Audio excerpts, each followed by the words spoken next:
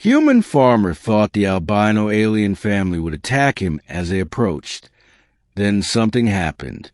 The twin suns were already sinking behind the low hills when Evan Rourke spotted movement out by the far fence line. He squinted through the dust haze. Out here on Arlen, 5, you learn to tell a predator from the wind. This wasn't wind. 3 shapes moved in a staggered line across the dry field. Their bodies caught the light in a strange way, almost glowing white, like frost on metal. They were big, taller than a man, moving low, shoulders rolling like stalking cats. Evan's first thought was trouble. His grandfather had told stories about the albino Varash, scavengers from the far north who sometimes came south in hard years. They were fast, strong, and clever enough to work together, and hungry enough to kill anything in their path. He reached for the old slug, rifle propped against the fence post. His heart beat harder as the shapes came closer, their pale hides shimmering.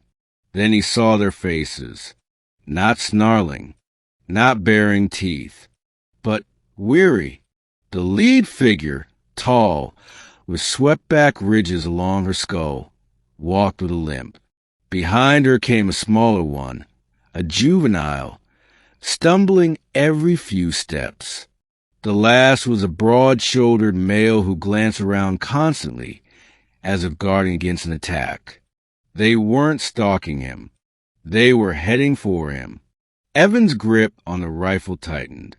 When you grew up out here, you learned that desperate creatures could still be deadly.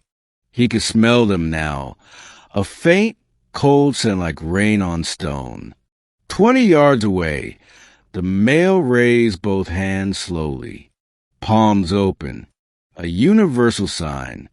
The female spoke first. Her voice was rough but clear, her words halting in standard. We seek shelter. Evan blinked. He hadn't expected them to talk.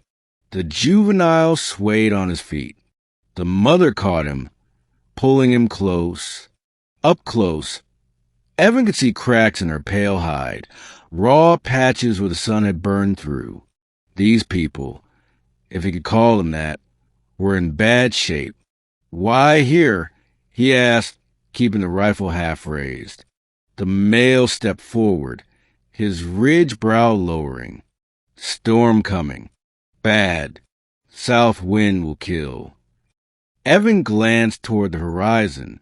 He didn't see anything yet, but on Arlen 5, storm could roll in like a wall and tear the roof off a barn in minutes. He hesitated. Letting them onto his land meant risk.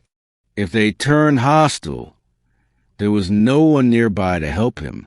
But the way the juvenile's legs trembled, it reminded him too much of the way his kid sister had looked during the drought years back home on Earth. He lowered the rifle. Barns open.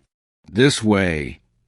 The relief on their faces was immediate, and strange to see in creatures he'd been told all his life were heartless hunters. They followed him across the field, keeping close together, the male's eyes never leaving the fading horizon. Inside the barn, Evan lit the big heat lamp and dragged an old water trough over. The juvenile was already leaning against the wall, eyelids drooping. As the light warmed them, something happened Evan would remember for the rest of his life. The female stepped forward, placing a hand, cool and oddly textured, against his chest. She looked him in the eye, then lowered her head in a slow, deliberate bow. The male did the same. It wasn't submission. It was thanks. You open door, the male said softly. Most close it. Evan shrugged, trying to mask the lump in his throat. Storm's no place for anyone, human or Varash. That night, the wind screamed across the plains, rattling the walls of the farmhouse. In the barn, The albino family stayed close to the heat. The juvenile curled between his parents. By morning, they were gone, but not without leaving something behind. A smooth, white stone etched with markings. Months later, when a pack of raiders tried to take his herd, the same three pale figures appeared on the ridge, silent and watchful. The raiders left without a fight. Evan never had to lift that rifle again.